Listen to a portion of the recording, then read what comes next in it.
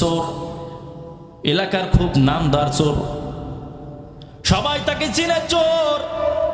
মাহফিলের প্যান্ডেলে গেছে, মাহফিলের প্যান্ডেলে যায় ইমাম বক্তা সাহেব বয়ান করেছেন যে ব্যক্তি 3 দিন ইবাদত করবে না খায়, আল্লাহ রব্বুল আলামিন তার 1 বছরের রুজির ফয়সালা করে দিবেন। সুবহানাল্লাহ। এমন ওয়াজ শুই না, চোর তো খুব সুন্দর খুশিতে বাড়িতে চলে আসছে। চিন্তা করলো যে এত সুন্দর ওয়াজ তো আগে শুনি নাই, 3 দিন না খায়া ওয়াজ, 3 দিন না খাই ইবাদত করলে তো আল্লাহ রাব্বুল আলামিন 1 বছর রুজির ফয়সালা করবে।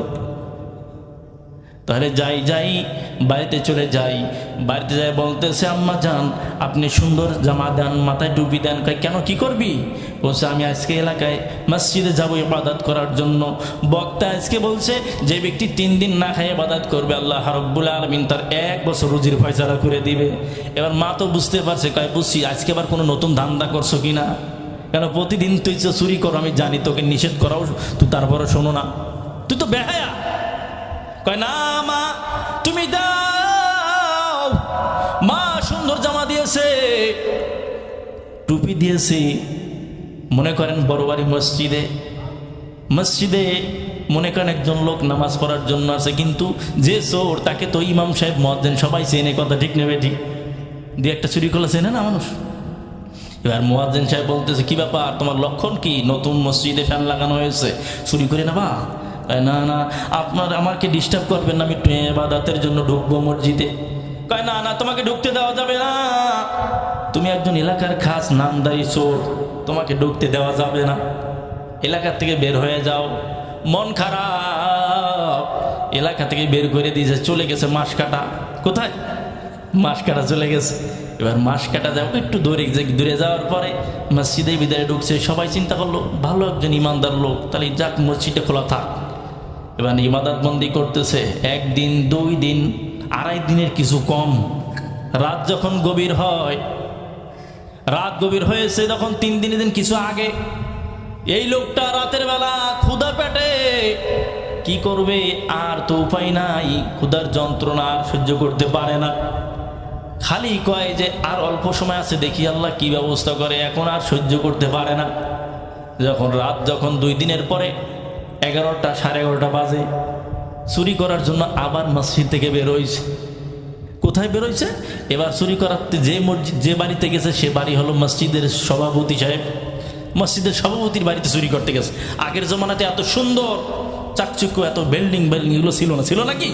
কোনো কায়দায় একটু ঘর, কাঠের ঘর, মাটির দেওয়াল, এরকম ছিল না। এবার ওই চোর চলে গেছে, জানলা ভাঙছে, জানলা ভাঙার পরে ভিতরে ঢুকলো। ভিতরে ঢুকার পর দেখতেছে একজন যুবতী মেয়ে, বয়স মনে হয় 15-16 বছর, কিন্তু চোর ওদিকে তো কোনো খেয়ালই নাই, কারণ তার ভিতরে খেয়াল ছিল একটাই, পেট ভরবে, ক্ষুধা লাগছে। এবার খাবার কোথায় আছে, খাবার তালাশ করে, কোথায় কোনো খাবার নাই। তাকে হাত দিয়ে একটা দুধের পেলা পাইছে।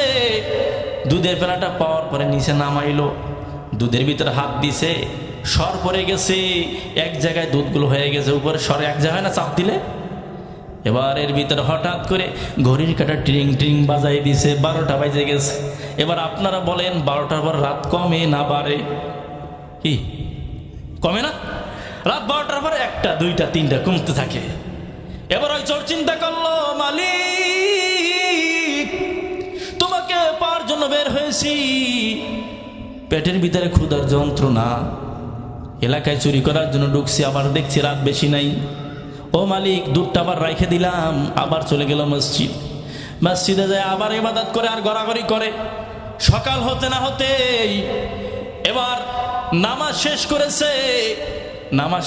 ওদিকে সভাপতি সাহেবের অভ্যাস ছিল প্রতিদিন ফজরের নামাজ শেষ করে ওনার ছেলে মেয়ের ঘরে ঘরে যাইতো, সবাই কি নামাজ ঠিকঠাক মতো পড়ছে কিনা। সভাপতিও ইমাম সাহেবের পিছনে নামাজ পড়ছে। নামাজ পড়ার পরে বাড়িতে যাওয়ার পরে এবার যায়া দেখলো প্রত্যেকটা ঘরে ঘরে যে গেছে, যায়া দেখে ওনার যে যুবতী 15-16 বছরের মেয়ে, তার সেই মেয়ের ঘরের জানলাটা ভাঙা। মেয়ের ঘরের জানলাটা কি ভাঙা। এবার বলেন সভাপতির মাথায় কি কাজ করে?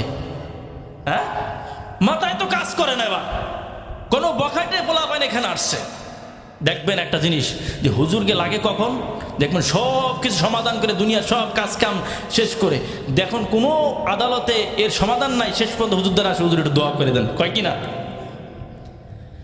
এবার চলে গেল এলাকার মেম্বারের কাছে, সভাপতি সাহেব যা বলতেছে, এলাকার মেম্বার সাহেব আমার মেয়েটাকে এখনই বিয়ে দেব, দেখেন কোনো কায়দা একটা ছেলে পাওয়া যায় কি না। এবার মেম্বার সাহেব বলতেছে, সভাপতি সাহেব আপনি একটা সম্ভ্রান্ত পরিবারের লোক, মসজিদের সভাপতি, আপনি এখন মেয়েটাকে বিবাহ দিবেন হঠাৎ করে, এটা কিভাবে হয়। কয় না না, দেখো কোনো কায়দায় 5 ওয়াক্ত নামাজি এমন ব্যক্তি হলে চলবে। সভাপতি কোথাও খুঁজে পায় না, কোথাও পায় না, মেম্বার সাহেব কোথাও খুঁজে পায় না। এবার ওই সভাপতি সাহেব চলে আসছে ইমাম সাহেবের কাছে, এসে বলতেছে, ইমাম সাহেব হুজুর আমার তো মেয়েরকে এই রাত্রে যে সমস্যা হয়েছে আপনাকে পরে বলবো, আমি আজকে দিনের মধ্যে একটা ছেলে চাই, ছেলেটা এমন ছেলে হবে যেটা দিনদার হয়, ছেলের সাথে আমার মেয়েকে বিবাহ দিব। এবার হঠাৎ করে ইমাম সাহেবের মনে পড়ে গেছে আজকে 3 দিন যাবত ওই ছেলেটা কি করে, মনে পড়ে তো, 3 দিন যাবত ওই ছেলেটা এখানে বসে ইবাদত করে। এবার সভাপতি সাহেবকে বলতে, সভাপতি সাহেব আপনি একটু ওয়েট করেন, আমি একটু আসি বাইরে থেকে। এবার ওই ছেলের কাছে যাই বলতেছে, বাবু তোমার বাসা কোথায়, কয় অমুক জায়গায়। কয় তুমি কি বিবাহ করছো, কয় না বিয়ে করি নাই। কয় খাওয়া মুখী, বিয়ে করে খাওয়া মুখী। এবার বলতেছে, কয় দেখো তুমি যদি বিবাহ প্রস্তাবে রাজি হও, আমাদের মসজিদের মোতাল্লি সভাপতি সাহেব, ও চুরি করতে গেছে রাত্রে, সভাপতি না সেক্রেটারি চেনে নাই, তা মসজিদের সভাপতি সাহেব তার একটা সুন্দর মাইয়া আছে, তার সাথে বিবাহ দেবো, তোমার কত সুন্দর নূর নালা নূর, তোমার কোনো ইনকামও করা লাগবে না। এবার ইমাম সাহেব যখন এই কথা বলে রাজি হয়ে গেছে, কয় ঠিক আছে আপনার কথা আমি রাজি হয়েছি। এবার ওই ইমাম সাহেব সভাপতির কাছে বলতেছে, ঠিক আছে একজন দিনদার ছেলে পেয়েছিস, আলহামদুলিল্লাহ বলেন। কয় কে, কয় আমার মসজিদ আজকে 3 দিন যাবত ইবাদত করতেছে, কামো খুদ কো কামো পৌঁছা দেতা হয় আঞ্জাম কো, ইবতেদা হয় মুশকিল মাগার ইন্তেহা মুশকিল নেহি। কাজের শুরুতে কষ্ট হয়, কাজের পরে আর কষ্ট হয় না, কথা ঠিক নেবে ঠিক। একজন রিক্সা ড্রাইভার সকাল থেকে সন্ধ্যা পর্যন্ত যখন কাজ করে, যখন কত কষ্ট করে মাথার ঘাম পায়ে ফেলে, যখন সন্ধ্যার সময় 500-600 টাকা ইনকাম করে বাড়িতে নিয়ে ছেলে বেবি বাল বাচ্চাদের কিনে একত্রিত হয়ে খায়, কত সুন্দর আনন্দ। আর একজন কোটি কোটি টাকার মালিক রাতের বেলা ট্যাবলেট ছাড়া ঘুম আসে না, কথা ঠিক নেবে ঠিক। আহা, ফেরাউনের লাশটা দেখো মিশর জাদু ঘরে, খায় না মাছি পোকা মাকড় সবাই ঘৃণা করে। উঁচু জমিন থেকে পানি নিচু জমিনে যায়, তেমনি খোদা রহমত আসে নর্মতা হৃদয়, কথা ঠিক নেবে ঠিক। তো এখন ইমাম সাহেব হুজুর বলতেছে, ঠিক আছে সভাপতি সাহেবের কাছে বলতে, সভাপতি সাহেব এমন একটা ছেলে পেয়েছি, আপনি কি রাজি? তো রাজি তো কেয়া করে গা কাজী। এবার সভাপতি সাহেব 1000 টাকা দিয়ে গেছে কার কাছে, ইমাম সাহেবের কাছে। ইমাম সাহেবের কাছে বলতেছে, ইমাম সাহেব এই 1000 টাকা দিলাম মিষ্টি নিয়া, আপনি হলো ইমাম সাহেব, আর মসজিদের মুসল্লি যারা আছে তারা হলো বরযাত্রী আর হলো বর, আপনি বিবাহ পড়াবেন, আসেন একটু পরে মিষ্টি নিয়ে আমার ঘরে চলে আসেন। সুবহানাল্লাহ বলেন না একটু। কাজের শুরুতে করলাম কষ্ট হয়, অনেকে ধৈর্য হারায়, কথা ঠিক নেবে ঠিক। বিপদ আসে, খালি বিপদ থেকেও অনেকে কি করে, বিপদ থেকে আল্লাহ তাআলা উদ্ধার করে, আবার বিপদের মধ্যে আল্লাহ ডাবায় রাখে। কেন? কারণ শুকরিয়া আদায় করে না। তো বিপদও আল্লাহ তাআলা দেন কিসের জন্য? বান্দার পরীক্ষার জন্য। আবার ভালো শান্তিতেও রাখেন। মানে অনেক সময় দেখা যায় সারা জীবন কোনো রোগ ব্যাধিও নাই, আছে না, এরকম হয়। তো রোগ ব্যাধি বিপদ আপদ এগুলো দিলে মনে করবেন না যে আল্লাহ তাআলা আমার উপর চাপাই দিছে। এবার 1000 টাকা দিয়ে বলতেছি, ইমাম সাহেব হুজুর আপনি মুসল্লিদেরকে নিয়ে আসেন। সবাই চলে গেল মসজিদের সভাপতি সাহেবের বাড়িতে, সবাই আনন্দ, কি ব্যাপার, কত সুন্দর আনন্দ। ইমাম সাহেব মসজিদের সভাপতি সাহেবের মেয়ের সাথে বিবাহ হবে। এবার বিবাহ হয়ে গেছে, বিবাহ শেষ।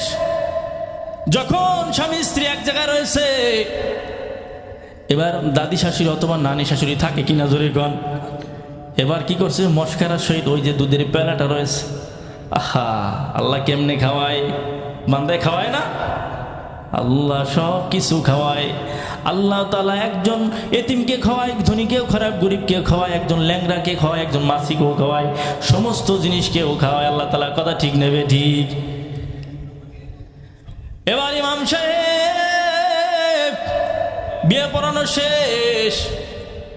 এবার ওই দাদি শাশুড়ি, নানি শাশুড়ি কি করছেন, দুধের পেলাটা সামনে আনলো। সামনে রাখার পরে চলে গেছে, কয় ঠিক আছে তোমরা থাকো, আমি চলে গেলাম।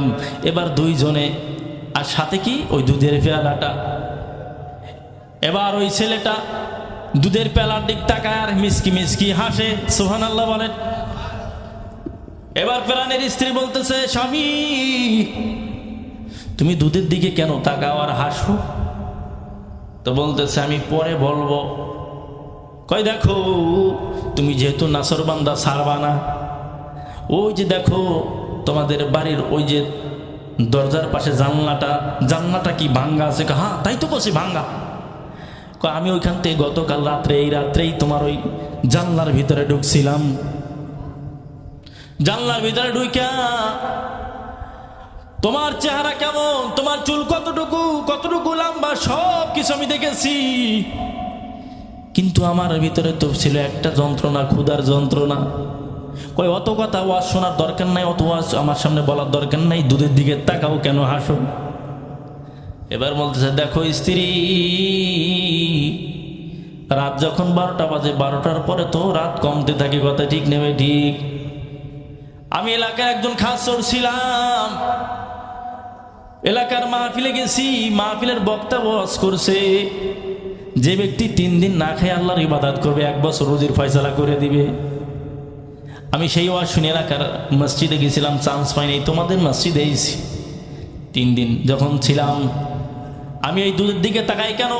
গতকালকে যে দুধটা আমার জন্য খাওয়াটা হারাম ছিল, আল্লাহ তাআলা সেই হারাম দুধটাকে আমার জন্য আজকে হালাল করে দিয়ে সম্ভ্রান্ত পরিবার মসজিদের সভাপতির মায়ের সাথে আমাকে বিবাহের মাধ্যমে আবদ্ধ করে আল্লাহ রাব্বুল আলামিন কত সুন্দর একটা ব্যবস্থা করলেন। এই জন্য আমি দুধের দিকে তাকাই আর মিসকি মিসকি শুকরিয়ার হাসি। সুবহানাল্লাহ বলেন একটু। काम खुद को काम पौसा देता है अंजाम को, इब्तिदा है मुश्किल मगर इंतहा मुश्किल नहीं।